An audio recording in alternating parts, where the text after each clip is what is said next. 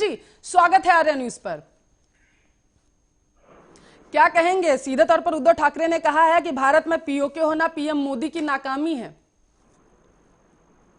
एक बात बताएं कि भारतीय जनता पार्टी ने क्या पीओके शब्द मुंबई के विषय में या किसी और क्षेत्र विशेष के विषय में कहा है क्या?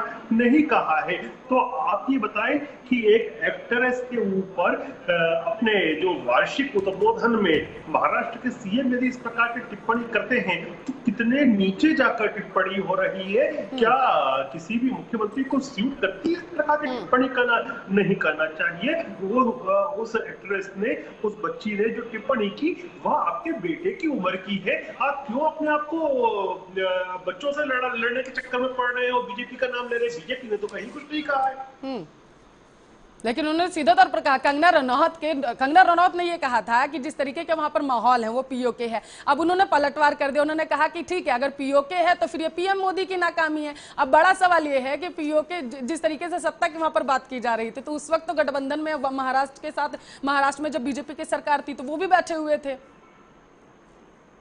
देखिए, मैं किसी एक्ट्रेस या किसी व्यक्ति विशेष के टिप्पणी के ऊपर यदि महाराष्ट्र के जो सीएम है, आधिकारिक सीएम है, वो कोई टिप्पणी करते हैं, उस पर प्रधानमंत्री पर टिप्पणी करते हैं, तो भारतीय जनता पार्टी अपना स्टैंडर्ड वहां तक नहीं ले जाएगी। उनको मुबारक हो।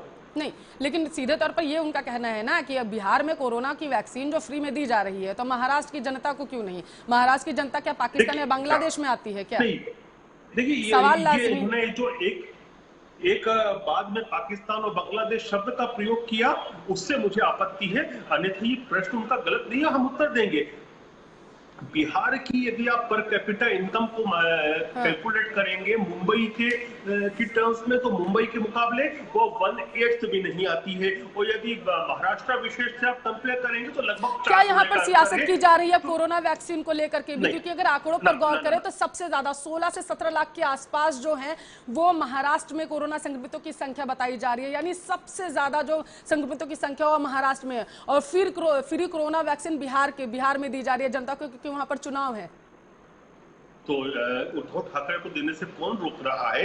यदि बिहार में भारतीय जनता पार्टी की बिहार जो यूनिट है उसने वादा किया है तो ये भी कर सकते हैं अपने यूनिट के लिए। शिवसेना प्रवक्ता है संतोष दुबे जी हमारे साथ फोन लाइन पर जुड़ के। संतोष, रैली में इस तरीके की बयानबाजियां क्यों? गुलरेज जी।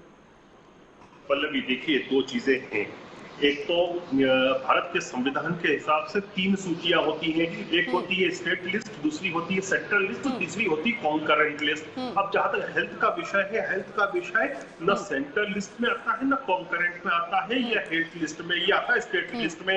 तो राज्य की सरकारें स्वतंत्र हैं, चुनाव में प्रॉमिस करने के लिए भी पार्टियां भी स्वतंत्र हैं और सरकारें भी स्वतंत्र हैं कि अपने राज्य की जनता को कोरोना की या कोई भी फ्री वैक्सीन लगाए। नंबर 1। नंबर 2, जहां तक कोरोना की वैक्सीन का विषय है, देखिए, वैक्सीन आने वाला है, सब जानते हैं। इसीलिए अमेरिका के राष्ट्रपति के उम्मीदवार जो बिडेन ने भी ये प्रॉमिस किया है फ्री वैक्सीन का।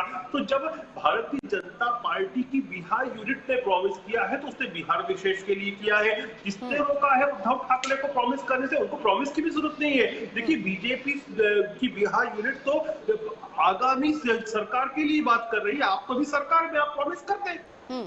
इसमें समस्या क्या है, दिक्कत क्या है? बिल्कुल, शिवराज सिंह चौहान जी ने मध्य प्रदेश में प्रॉमिस किया। बिल्कुल, गुलेर जी सीधा कह रहे हैं, प्रॉमिस करना है, वैक्सीन आएगी, दी जाएगी, केंद्र से मांगेंगे, अगर नहीं देते हैं तो करते रहे, कोई दिक्कत नहीं। लेकिन संवैधानिक दायरे में हमको कह रहे ठीक है।